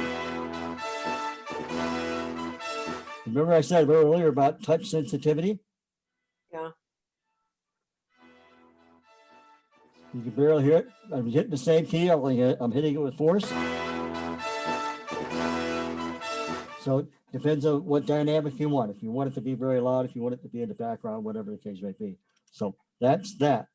Let me do a quick stop and ask if there's anything in particular that people want to talk about, maybe even talk amongst each other, not just all me. So for right now, I'm going to stop sharing. I'm going to go back to the main screen. Because, you know, I mean, I've been talking for an hour and 40 minutes now. So let's see if there's some other, because we could do this forever. That's the problem. The nice thing, it's a problem, but it's also a nice problem because there's so much to explore and kind of go from there. So any questions at this point, any comments, anything that you guys have learned that you can input so that other people can learn from it? I'm going to go in and I'm just going to ask Wayne to talk about his most recent experience, which is kind of starting from scratch in his own studio right now. Tell us a little bit about what that was like for you, Wayne. First, can I ask where you get all those samples and stuff? Where it's called East West. If you go out online and you look at East West, it'll come up as East West Libraries, and you'll see it. I actually subscribe monthly to that. It costs me like $20 a month, but I have access to thousands of sounds. Okay, and how do you import them? Is it like an installing? I mean, how do you get them to like your computer? How does that work? Good question. They're on their server, and so you're able, if you're paying the subscription, you can download anything they've got on the server. What I have loaded on mine is very small amount compared to what's available. Okay, so anytime I am looking for something in particular, I go out to the website and there's a program on my computer that downloads those sounds into my hard drive. Okay, and so it basically downloads them from the net, puts them on my drive, and then I have access to them. And as long as I'm licensed, I'm able to use those. The thing is, if you're downloading samples and sounds from the internet, you gotta have an external drive, because if you put those on your computer drive, you're gonna load it up in no time flat. So you always want to install any samples or sounds that you get offline onto an external drive. It just makes it so much simpler. That's why Band in a Box comes, when you order it, it comes with its own hard drive. Oh, okay, yeah. Christine, you raised your hand? Yeah, I did. I wondered if we ever get out of this pandemic, could you ever, Doug, sit down with us and just go over some of this stuff? Because to me, it's like Chinese. I mean, I know it. I've seen it now a couple times, but we're still talking Chinese to me. Yep. No, I understand it. Yes. I mean, that's something that would be actually pretty doable. Let's say that we had a situation where at some point in the future, we wanted to have a meeting where people brought their system, their laptop and their interface, and they brought it, and we sat down and we said, all right, let's take some time to actually physically put it together and figure out how it works. Talking about it's one thing, and it's nice and it's good to know that it's doable, but making that transition from theory to practice can be difficult. Yeah, So and I mean, if a person's, if you're really just wanting to do, I mean, I love what you got going there. I mean, that's awesome because I mean, I see so many uses and applications for what you're doing, and I'm really chomping at the bit to get like Band in a Box and stuff. But if somebody just wanted to do a simple guitar vocal, I mean, you can get like I say, I use SoundForge, and that it's just it's not very expensive if you just get the basic version of it, and you get a little USB mic, and you put it in there, and all you do is go in there, you hit record, and you can play your song and sing it, stop it, and do whatever. It's super easy. There isn't any arming. But you're limited to what you can do. I mean, it's just one track, just like if you're just playing it like with like your Zoom Digital, your in the room handheld deal. You can't separate the tracks or anything, but it's very simple to get that going. But what you got here is great. I mean, I can't wait to get into that because I've like I say, I have so many uses that I see for it. But If you're going to record an audio track to send to somebody else to mix, Mhm. what's the bare minimum for settings or whatever that you should do, or do you need to worry about it? Just get it on there and figure they'll take it from there. Well, I think one of the things you want to do is, first off, you kind of decide how many tracks are you going to send to someone. Are you going to send them a mixed down stereo track, like an MP3 file? Or are you talking about sending individual tracks so they could do the mixing? Individual wave files. Okay. And maybe I do 3-4 part harmony, but I send each one as a separate file. That's a really good point. So what you would do, those are called stems. Anytime when you have individual tracks like that. So if your audio engineer asks you for the stem files for your song, that's what they're asking for. They're asking for the individual wave files that they can operate with. So what you would do then is you're going to export those, and probably for me, what I do is I export each track individually, put them in a folder on my computer, and then drop them into like Dropbox or something like that so that they can access those. But you want to export each track individually. Some software will allow you to export all the tracks as stem tracks. I don't know whether Logic Pro or some of those others do that. I can do that in Cubase, but I still like I'm old school. I still like exporting each track individually. So I'm going to show you again something that's important if you're going to do that though, because let me do this real quick because it makes a bit of a difference. There we go. I almost hit leave. That would not have been a good idea if I hit leave. One of the things that you have is that if I had a track here, I have to tell it, if I wanted to export, I have to tell it where to start the export and where to end the export. So once you do that, and this will be true on every DAW, including GarageBand, if you're gonna to export the WAV file, you got to tell it where to start and where to end. The important thing is that you start and end at the same point on each track that you export, because then your audio engineer has files that are going to line up. Okay. If they don't line up, that's a nightmare. Yep, that's right. So that so make sure that if you do that, that you understand about setting your markers so that you have a beginning point and an end point. So if you get to the point where you're wanting to do that down the road, and you're not sure how to exactly do that, I can help you with that. That's not a problem. Thanks. So and again, I get that. From I think go back to what Brad said. The biggest thing is let's start first with getting a guitar track and a vocal track down, and we'll go back to that system like Wayne has and a system like Doyle has that I know, where you just you start your recorder up, you record the guitar on one track and you record the vocal in the other. You might want to do a third track that you actually start with first called a ghost track. And with a ghost track, what you do is you'll actually record the guitar and the vocal together. And you use that as your kind of your bass line. And then you can go back later, and when you record the guitar and the vocals separately, you'll have that ghost track that kind of gives you an idea where you want to go with it. Okay. All right, let's see. Yeah, we've got about 10 minutes. So general questions. And again, guys, I know that there's some people in this group that have a lot of experience that have things they can share too. So please feel free. Do you know if the Band in a Box plugin, does that work like with Reaper, do you think? Don't know. I'm gonna say probably not, but Okay. you know, I Google it, find out, you know. Yeah, I will, yeah. But you know, I think that the thing is, if you were to get into something like Cubase or Logic or something like that, you don't need to buy the $1,000 program. What I have is Cubase 11 Pro, and again, it's because I've been using it and upgrading it for years and years.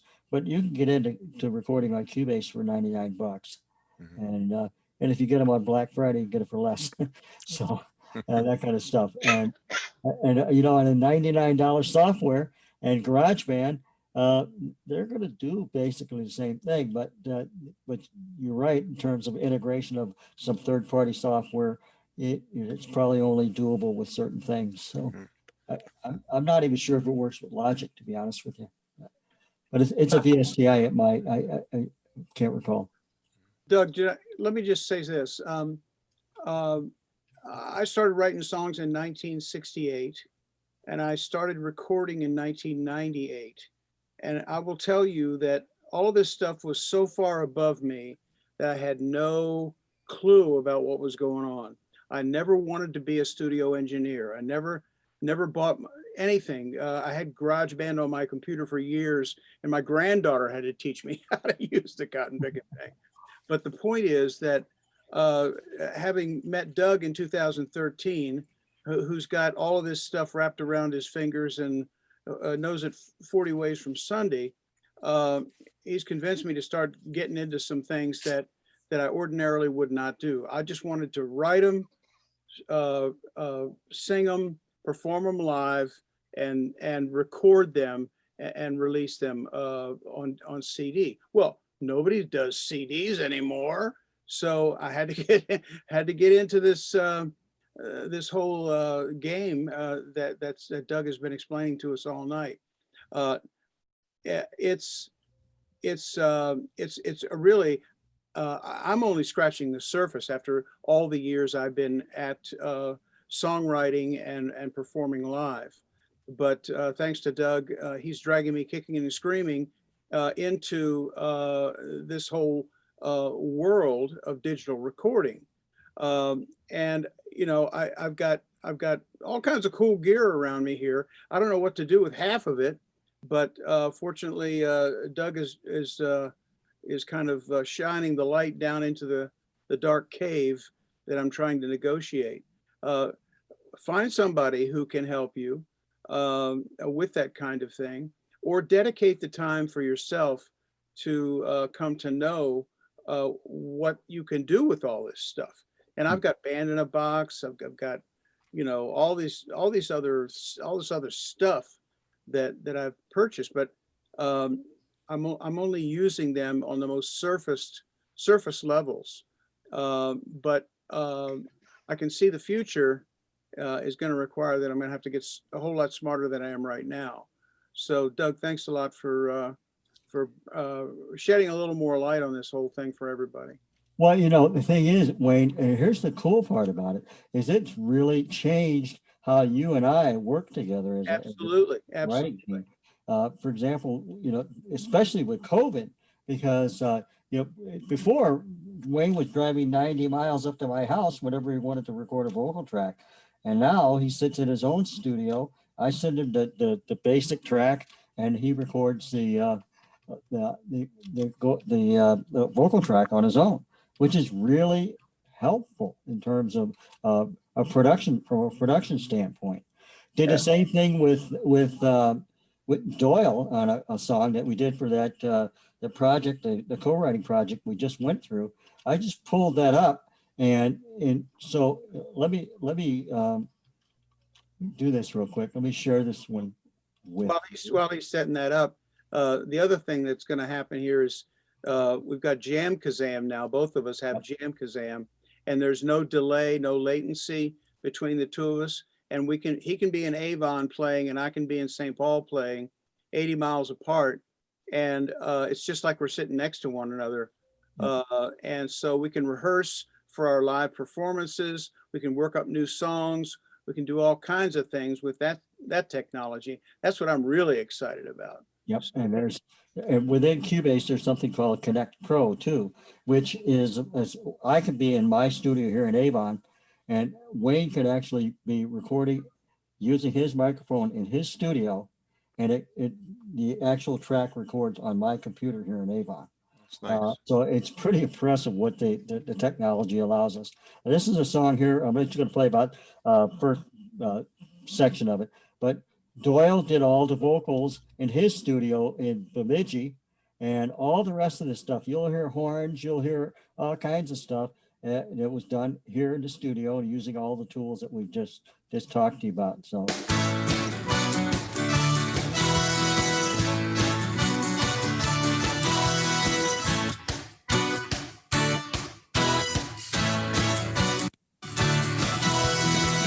Another Monday morning, waking up alone.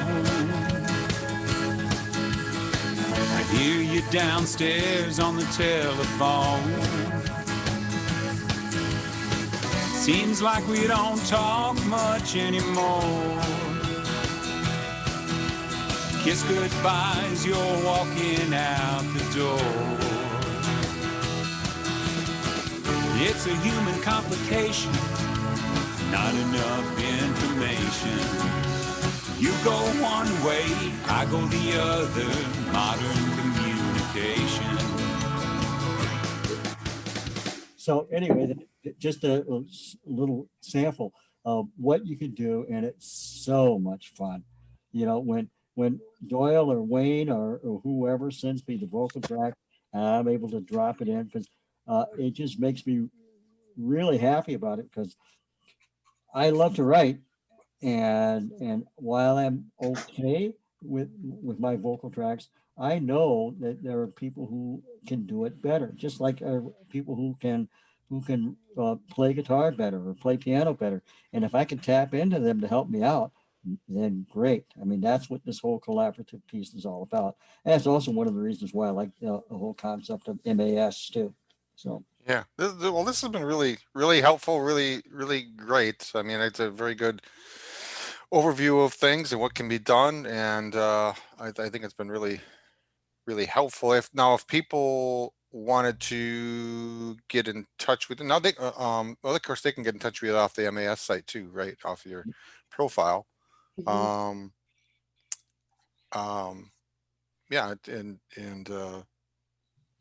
because I'm sure once people listen to this and they get started, and they're going to have questions and stuff, and you had mentioned you'd be happy to help them out. So, yeah. Well, just yeah, and on that shared document that I sent the link to, they're got my phone number, email, and stuff on there. So feel free.